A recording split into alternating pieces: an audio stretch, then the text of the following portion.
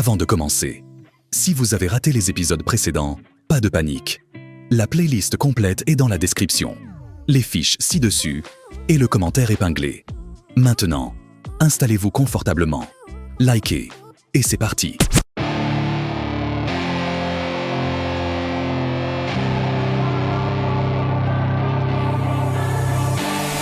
I was born to be a fighter, had these dreams and desires. I would be something better, energy, got a fire in my soul to keep burning, a pain that keep hurting, a curse is emerging, feel the thirst, keep on working, I won't stop, I won't quit, to the top of this shit, I get lost in the work, sweat dripping, not a bitch, I get mad, I get pissed, I get after this shit, hit the gas, feel the grip, adrenaline, never miss, I'm not patient, but I've learned to embrace it, cause I've been working, I've been waiting, never complacent, cause I'm so close, I could taste it, want it away from everything I've been chasing. I'm honest and I promise that I got this. I'm launching, all I've wanted has been exhausting. I'll teach you how to harness, control the conscious. You got this, yeah you got this, you gotta want it. Life ain't fair, are you gonna win or will you play scared? I will not stop, I am prepared to get to the top, yeah you must beware. Got 'em like hey, I will not stop, I am prepared to get to the top, yeah you must be ready.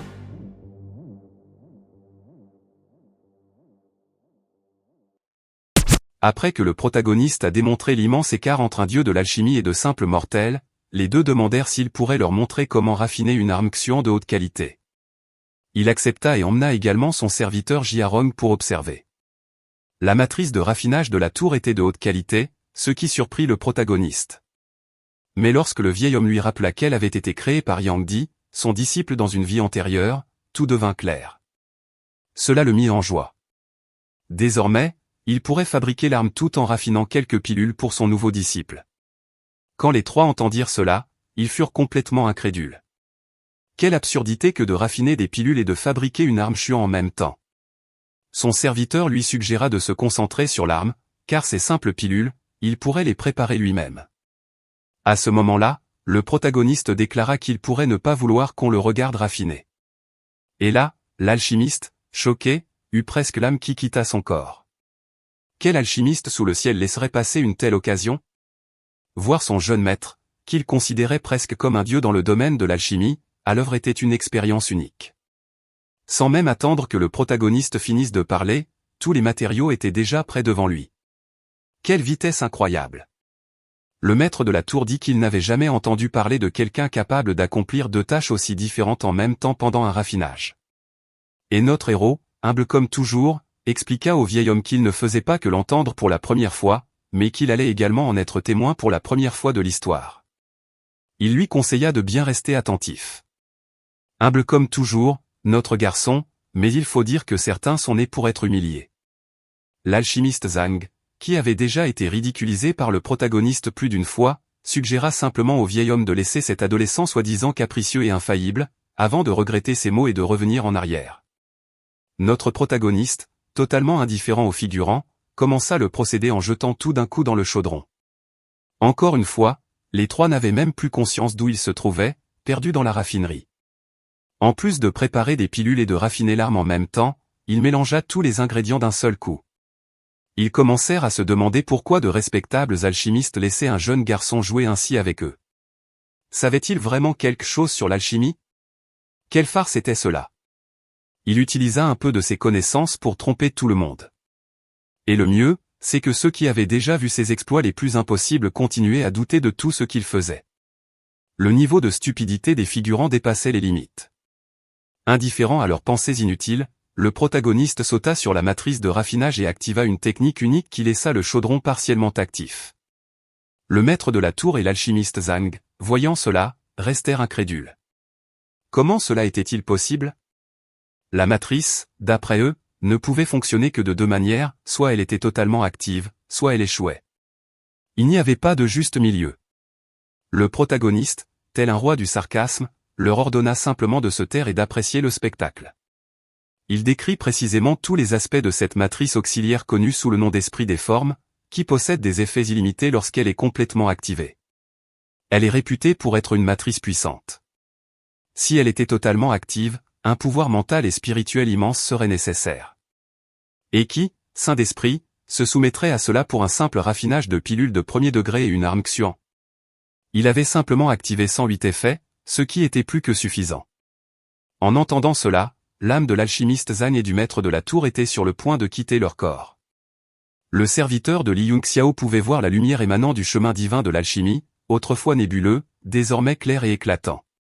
Pendant que les trois imbéciles se rappelaient que pour être un alchimiste compétent, il fallait également maîtriser les matrices, son serviteur lui demanda simplement s'il était un dieu. Évidemment, qui aurait pu en douter?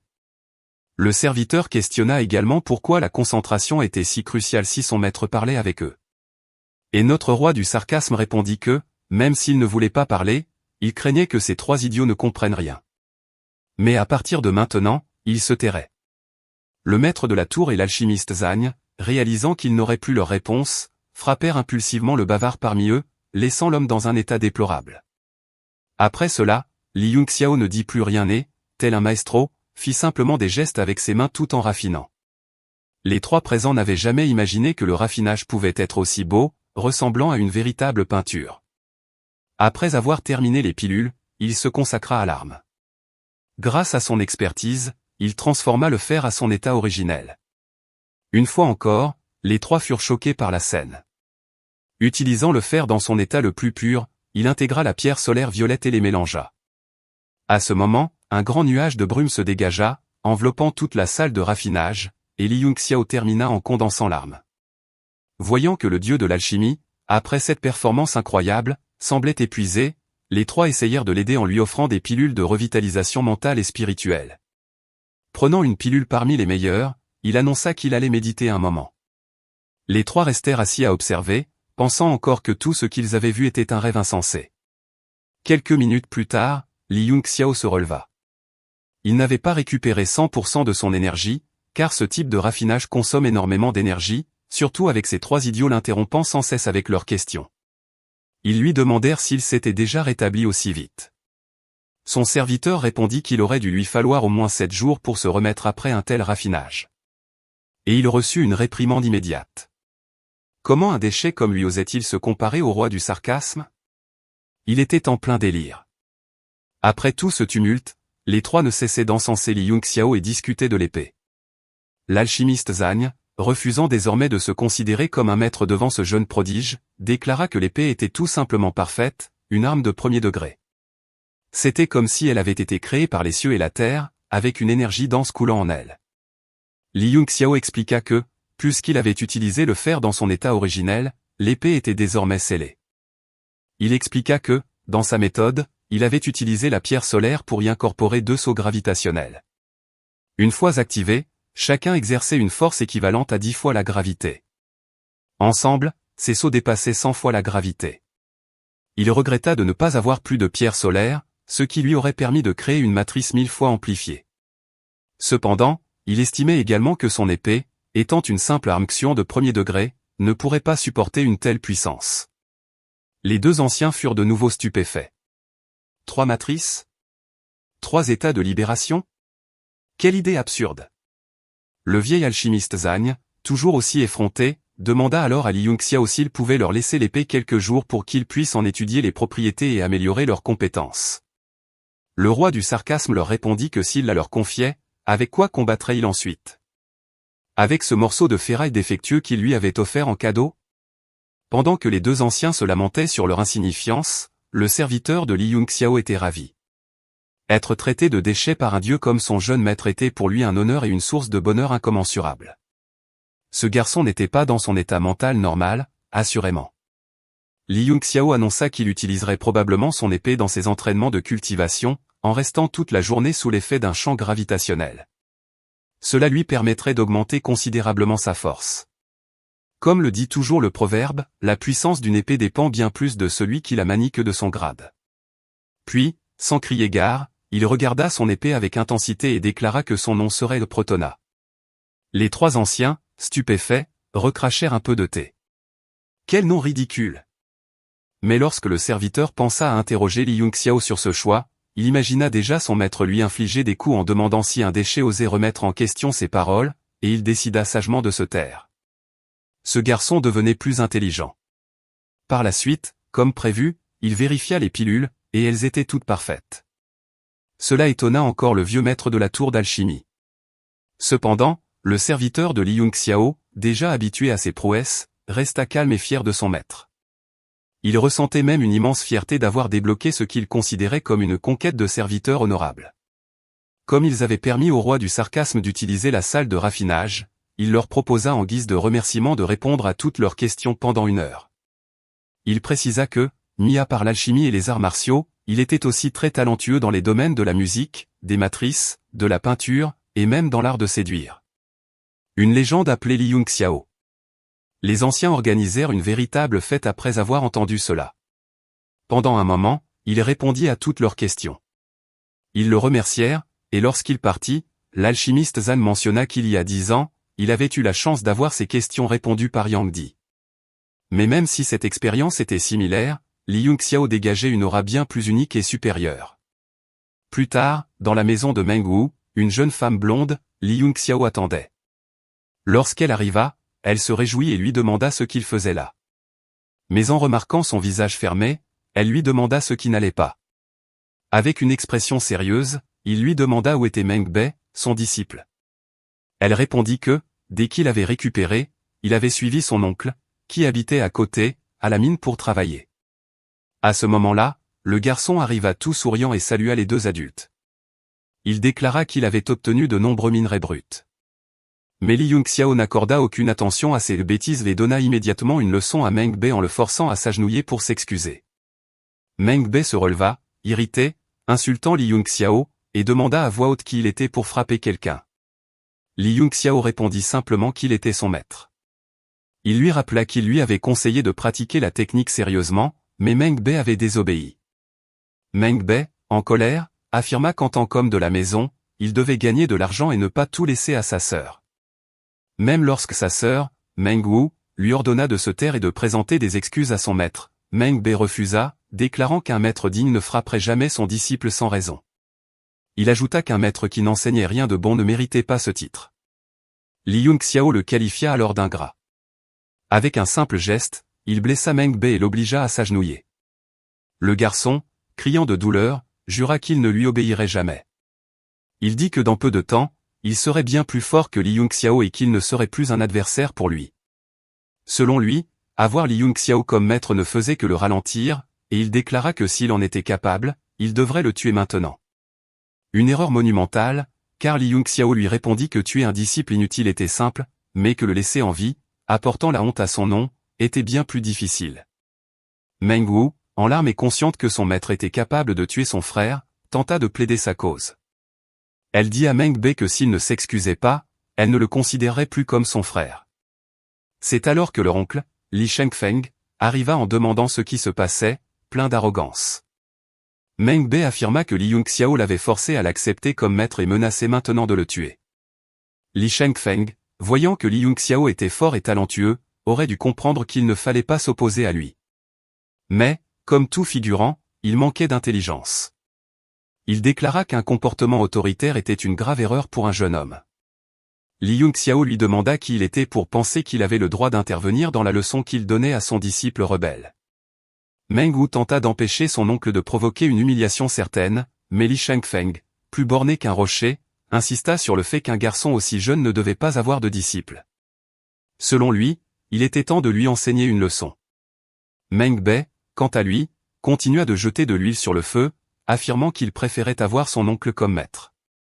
Flatté, Li Shengfeng annonça qu'il acceptait Meng Bei comme disciple et qu'ensemble, ils formeraient un groupe de mercenaires pour gagner beaucoup d'argent. Mais avant cela, dit-il, il devait régler cette situation. Meng Wu tenta à nouveau de l'arrêter, mais il la rassura en disant qu'il ne blesserait pas trop Li Yongxiao. Cependant, Li Yongxiao, maître du sarcasme, annonça qu'il n'utiliserait ni son énergie ni ses techniques martiales pour affronter un déchet comme Li Shengfeng. Il déclara que si Li Shengfeng perdait, il devrait s'agenouiller et lécher ses pieds. Cette déclaration choqua même Meng Wu. Li Shengfeng, confus mais arrogant, décida de passer à l'attaque, affirmant qu'un jeune garçon comme Li Yongxiao ignorait à quel point le ciel était haut. Li Shengfeng tenta de l'atteindre avec sa technique point fermé, suppresseur universel de l'âme, expansion interdite. Convaincu de sa victoire, il fut rapidement surpris lorsque sa propre technique le poussa à cracher du sang, sous le regard horrifié de Meng Bei et Meng Wu. Tel un chien, il commença à obéir aux ordres de Li Yongxiao et s'agenouilla pour lécher ses chaussures. Mais un déchet comme lui n'était même pas qualifié pour cela. Il reçut alors un coup de pied en pleine figure. Voyant son oncle, qui semblait si fort, être battu si facilement, Meng Bei était complètement désespéré. Pour aggraver encore la situation, Li Yongxiao s'approcha de lui et lui dit que s'il voulait mourir, son tour était venu. Sa sœur, Meng Wu, désespérée, demanda pardon en son nom et déclara que si quelqu'un devait être puni, ce devrait être elle pour avoir été négligente dans l'éducation de son frère, qui ignorait tout du monde. Li Yongxiao soupira. Ce garçon avait réellement un avenir prometteur. Cependant, il n'avait plus aucun intérêt pour lui et commença à partir. Meng Bei, réalisant la grandeur de son maître, se traîna à ses pieds et le supplia de lui enseigner les arts martiaux. Mais Li Yongxiao répondit qu'il n'était plus intéressé à avoir des disciples pathétiques comme lui. Meng Wu intervint également, implorant Li Yongxiao, et promit que son frère se concentrerait entièrement sur sa cultivation à partir de maintenant. Mais Meng Bei l'interrompit et déclara qu'il ne permettrait pas à sa sœur de tout gérer seul. Il continuerait à travailler à la mine tout en donnant le meilleur de lui-même à la cultivation. Li Yongxiao déclara alors que si Meng Bei parvenait à ouvrir 7 de ses chakras et à entrer dans le royaume de l'origine en 5 jours, il pourrait rester son disciple. Sinon, il serait préférable qu'il ne croise plus jamais son chemin. Sa sœur, voyant que cette condition était presque impossible, tenta de le convaincre, mais Meng Bei cria que, peu importe le délai, puisque son maître l'avait dit, il devait être capable de le faire. Enfin, ce garçon commençait à devenir quelqu'un. Li Yongxiao partit en disant qu'il reviendrait dans 5 jours pour vérifier ses progrès. Il loua une chambre d'hôtel pour cultiver, utilisant Protona avec une gravité augmentée 10 fois. Pendant ce temps, la ville était en effervescence, car après des décennies, le maître de la tour et l'alchimiste impérial Zhang annoncèrent qu'ils entraient en cultivation en isolement total. 5 jours plus tard, Li Yongxiao sortit de sa chambre d'hôtel après avoir franchi un nouveau niveau de cultivation, comme si c'était la chose la plus simple au monde, et se rendit chez les 2 frères. En entrant, il vit Meng Wu désespéré et Meng Bei complètement empoisonné en tentant désespérément de franchir la 7e couche. Encore une fois, à la surprise de personne, il réussit à atteindre le niveau de guerrier martial d'une étoile. Meng Wu, qui était distraite, bouscula Li Yongxiao alors qu'elle s'apprêtait à partir à sa recherche. Li Yongxiao félicita Meng Bei pour son travail acharné et lui demanda de s'asseoir pour qu'il absorbe le poison de son corps. Après tout le monde savait que Li Yongxiao n'avait accepté ce garçon comme disciple que parce que le poison dans son corps était une énergie céleste extrêmement rare. Après que le poison fut absorbé, Meng Bei, constatant que sa force avait également disparu, interrogea Li Yongxiao à ce sujet.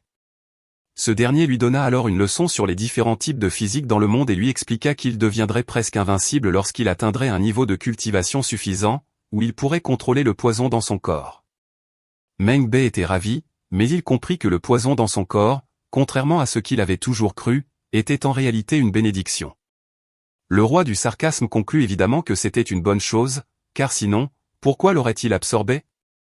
Le garçon, qui semblait enfin utiliser son cerveau, réalisa que depuis le début, son maître, Li Yongxiao, avait utilisé son poison pour son propre bénéfice. Prenant conscience qu'il en avait trop dit, Li Yongxiao sortit des pilules et les remit au garçon pour détourner la conversation. Il donna également une pilule spéciale à Meng Wu, qui l'aiderait à progresser.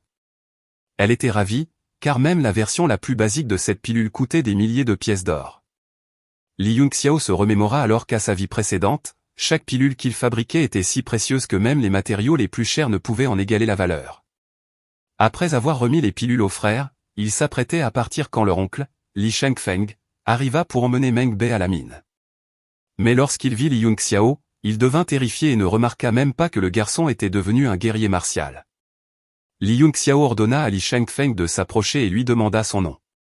Tremblant, Li Shengfeng répondit qu'il pouvait l'appeler Tonton Li, comme tout le monde le faisait. Li Yongxiao, dédaigneux, rétorqua que Li Shengfeng semblait vouloir mourir pour lui demander cela. Paniqué, Li Shengfeng se corrigea rapidement et dit qu'il serait préférable de l'appeler Li Dayu. Cette fois, Li Yongxiao n'avait pas envie de le punir. Au lieu de cela, il lui proposa un emploi comme mineur pour un salaire de 500 pièces d'or. Ravi, Li Shengfeng accepta et s'éloigna, visiblement heureux. Li Yunxiao proposa alors aux frères d'acheter des vêtements plus élégants pour assister au banquet royal. Mais Meng Wu, enjoué, commença à essayer toutes sortes de vêtements, allant de boutique en boutique, au grand désarroi de Li Yunxiao.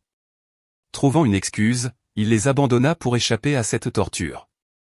En flânant dans les rues, Li Yunxiao savourait un repas en solitaire lorsqu'un homme tenta discrètement de s'éclipser après l'avoir espionné. Avec une précision redoutable, Li Yunxiao lança un cure-dent qui transperça la main de l'homme, le stoppant net dans sa fuite. Il l'attrapa et s'envola avec lui vers un endroit isolé, sous les regards stupéfaits des passants.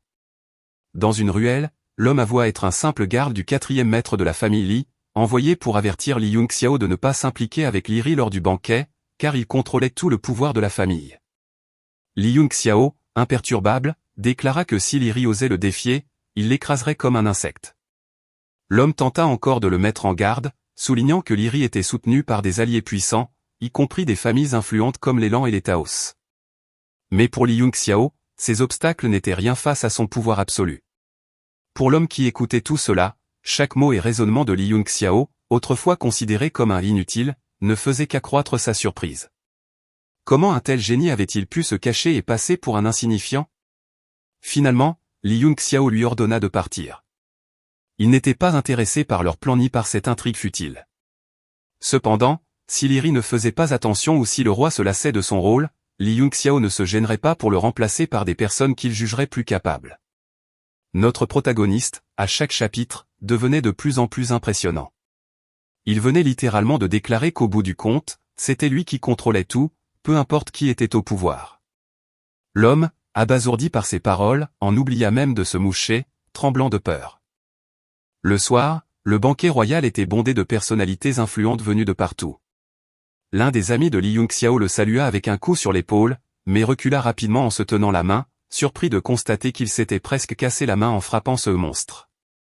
Li Yunxiao, ignorant leur plaisanterie, leur donna à chacun une pilule impériale pour les aider à progresser dans leur cultivation.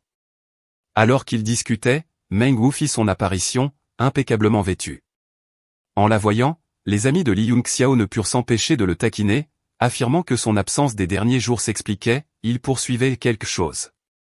Ignorant leurs remarques, Li Yunxiao leur présenta Meng Bei comme son nouveau disciple. Mais ses amis, taquins, insinuèrent qu'il avait pris Meng Bei comme disciple uniquement pour se rapprocher de sa sœur. Meng Bei, embarrassé, demanda à sa sœur si tout cela était vrai. En réponse, Meng Wu lui donna une claque pour qu'il cesse de dire des absurdités. Lorsque Li Yunxiao et ses invités entrèrent dans la salle du banquet, de nombreuses figures importantes étaient déjà présentes. Parmi eux se trouvait Li Ri, avec son air féminin. Li Beifan, oncle de Li Yunxiao. Lan Hong, le chef des scribes, un homme simplet tenant toujours son lézard en main. Xiao Qingguang, commandant de la garde de la ville, un homme imposant et puissant. Liang Wenyu, alchimiste de 2e rang, reconnu pour son intelligence et son savoir. Le premier prince Qin Yang et le second prince Qin Yue, 2 idiots qui n'ont pas encore rencontré notre justicier défonceuse d'arrogants. Li Ri, essayant de paraître supérieur en tant que chef actuel de la famille Li, suggéra à Li Yunxiao de s'asseoir à la place assignée à sa famille. Li Yunxiao ignora délibérément ces paroles et fit une blague à Meng Wu sur les personnes trop fières. Cela fit éclater de rire toute l'assistance, sauf Li Ri, qui faillit s'étouffer avec sa boisson. Un garde de la famille Li, furieux, tenta d'attaquer Li Yunxiao sous prétexte de manque de respect envers le chef actuel de la famille. Mais Li Yunxiao, dans un geste impressionnant, lança sa boisson en l'air, neutralisa le garde sans renverser une goutte, et attrapa son verre comme si de rien n'était. Il se tourna ensuite vers Li Ri, déclarant que son ascension de simple esclave à chef de famille était impressionnante, mais qu'il devait apprendre à discipliner ses chiens. Li Yunxiao conclut en s'adressant à Li Ri, l'appelant esclave numéro 8527. Cette remarque laissa Li Ri paralysé de peur et les invités incrédules face à la scène. Les figurants comme Li Yunxiao humiliés à chaque fois devraient s'y habituer rapidement. Après cette humiliation gratuite, l'homme, au lieu de se retirer, continua de crier, réclamant encore plus d'humiliation. Mais Li Yunxiao, élégant comme toujours, répondit simplement qu'il ne voulait pas briser tous les os de son chien désobéissant lors du banquet de Sa Majesté. En entendant cela, l'homme se jeta sur lui. C'est alors que Bérès, le commandant Roux, l'un des plus puissants du continent, leva un doigt et déclara que cela suffisait. Après avoir remis le figurant à sa place, le commandant observa Li Yunxiao, intrigué par son niveau de maîtrise en arts martiaux. Ses mouvements étaient si parfaits que même lui n'aurait pu les réaliser. À ce moment, le roi fit son entrée, accompagné des 2 protégés de Li Yunxiao. Alors que tout le monde se prosternait, Li Yunxiao leva la main en signe de paix, démontrant une fois de plus qu'il était une légende vivante. Le roi annonça que cette fête avait pour but de féliciter la garde rousse, Luo Yunshan, pour son accession au rang d'alchimiste et pour la guérison récente de sa fille d'une maladie chronique. Les invités les plus importants commencèrent à offrir leurs présents. Un homme remit 2 perles très précieuses, tandis que le commandant Bérès offrit 2 techniques extrêmement puissantes. L'alchimiste offrit une pilule promettant de préserver la beauté d'une femme pendant longtemps. Puis, ce fut le tour de Lie, chef actuel de la famille Li, qui offrit une pince à cheveux fabriquée à partir d'un jade pur, un matériau extrêmement rare et cher. Mais il ne s'arrêta pas là. Évoquant la beauté de la princesse Kinruxu, il présenta un œuf de bête démoniaque, un présent d'une rareté inestimable. Les bêtes démoniaques, extrêmement fiers, n'acceptent généralement pas de partenaires, et obtenir un de leurs œufs exigeait un effort colossal.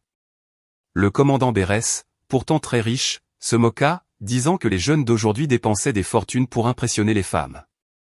Alors que tout le monde était stupéfait, une voix se fit entendre, évoquant que l'œuf de bête démoniaque était effectivement très cher et important, mais pourquoi la princesse voudrait-elle un œuf de bête démoniaque morte, se demandait-il. Était-ce pour le manger? Tous se tournèrent vers celui qui avait parlé, bien sûr, c'était Li Yunxiao. Li, furieux, hurla qu'il avait dépensé une fortune, assez pour acheter Li Yunxiao 1000 fois. Mais Li Yunxiao répondit que la princesse serait déçue de s'occuper de cet œuf pendant des mois pour découvrir qu'il était pourri. Le roi intervint, expliquant que Li Yunxiao avait sauvé la princesse et qu'il passerait donc sur cet incident, mais qu'il devait mesurer ses paroles. Même jeune, il devait assumer ses responsabilités. Li Yunxiao répondit qu'expliquer ne servirait à rien, mais que cela lui était égal. À ce moment, un autre invité arriva avec un cadeau encore plus précieux, 10 pierres du dragon destinées à la princesse Kinruxu. Séparément, chacune de ces pierres valait une fortune inimaginable. Mais pour Luo Yunshan, notre rousse, il expliqua qu'il avait acheté des pierres primordiales pour l'aider à progresser dans sa cultivation. Chaque pierre valait autant qu'un œuf de bête démoniaque, pour donner une idée de la somme qu'il avait dépensée pour tenter de l'impressionner. Cependant, Luo Yunshan appartenait déjà à quelqu'un, et il avait perdu sa chance. Ce prince, qui aspirait à devenir empereur, avait déjà avoué ses sentiments à plusieurs reprises, mais elle l'avait toujours rejeté. Cette fois, il avait préparé un présent somptueux, espérant que, grâce à ses pierres primordiales, elle deviendrait une alchimiste encore plus puissante et l'aiderait à réaliser ses ambitions. Mais Luo Yunshan, irrité, refusa son présent, déclarant qu'un cadeau d'une telle valeur était impensable pour elle. Devant ce nouvel échec, le prince, désespéré, courut avec les pierres à la main, déclarant devant tous les dignitaires du royaume qu'il la demandait officiellement en mariage. Furieuse, elle lui ordonna de se contrôler. Si, à l'avenir, il dépassait encore les limites, elle ne pourrait garantir sa réaction. Qui osait s'opposer à la femme de Li Yunxiao, le protagoniste? Ce prince insignifiant pensait vraiment avoir une chance? Tentant de se justifier, il l'interrogea pour savoir si elle était amoureuse de quelqu'un et, si oui, qui était-ce, car il voulait se battre contre lui. Selon lui, personne dans tout ce royaume ne la méritait plus que lui. Luo Yunshan s'arrêta alors, regardant dans le vide, et commença à raconter une histoire. Il y a 15 ans, dans le palais céleste de la nuit, ma maîtresse était revenue de la base de la montagne. Cette femme douce et attentionnée avait changé, devenant plus rigide et cruelle, exprimant sa frustration contre moi. Chaque nuit, je l'entendais pleurer et murmurer un nom. Je me jurais que si je découvrais un jour qui était cet homme, je lui ferais payer pour les larmes de ma maîtresse. Une nuit, alors qu'elle sanglotait, j'appris son nom, Gu Feiyang. Pour ceux qui ne se souviennent pas, Gu Feiyang était Li Yunxiao avant sa réincarnation. Plus tard, ma maîtresse convoqua plusieurs souverains martiaux dans le palais. Parmi eux se trouvait Fu Kuishui, souverain martial. Ma maîtresse elle-même, Quonjian, la plus grande beauté du continent Tianwu et souveraine martiale du palais céleste de la nuit. Nu Yangxu, souverain martial des 9 cieux. Luan Junao, souverain martial des 9 cieux. Kong Yuankui, souverain martial des 9 cieux. Shen Feizu, souverain martial des 9 cieux. Si Shene, souverain martial des 9 cieux. Wen Gou, souverain martial des 9 cieux. Tous débattaient du prix d'une mission qu'elle leur proposait. Finalement, ils acceptèrent tous de participer à ce combat. Mais certains doutaient que Gu Feiyang ose vraiment se montrer.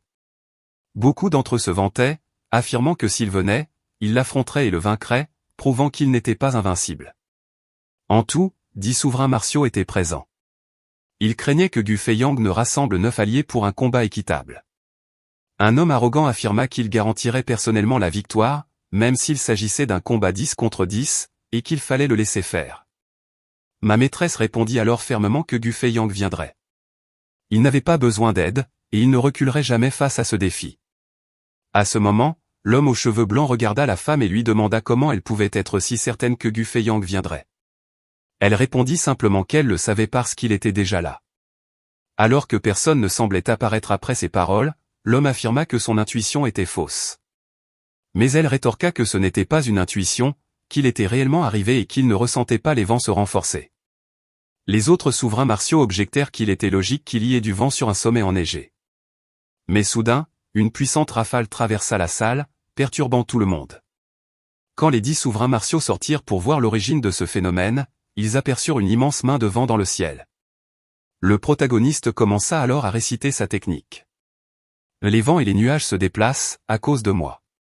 Grande paume de vent tue. L'un des souverains, pris de panique, s'exclama de la puissance de ce pouvoir. Réalisant qu'aucun d'eux, même seul, ne pouvait égaler la puissance de Li Yunxiao, ils décidèrent d'unir leurs forces. Les 10 lancèrent leurs techniques les plus puissantes pour contrer son attaque. Mais tout cela s'avéra vain. Malgré leurs efforts combinés et leurs meilleures techniques, ils furent écrasés comme des insectes. Li Yunxiao était tout simplement incroyable. Alors qu'ils étaient abasourdis par la différence de puissance entre eux, les souverains martiaux se demandaient comment un tel écart pouvait exister. La femme, maîtresse de Luo Yunshan, répondit avec assurance qu'il était évident qu'une telle différence existait car, après tout, il était le plus beau et magnifique de tous. À cet instant, Gu Feiyang descendit les marches faites de nuages, tel un dieu. Boum! Merci à tous d'avoir regardé jusqu'à la fin. Pensez à liker, à partager cette vidéo avec vos amis et surtout, commentez « Défenseur d'arrogants » pour montrer que vous êtes resté jusqu'au bout. À très bientôt et ciao!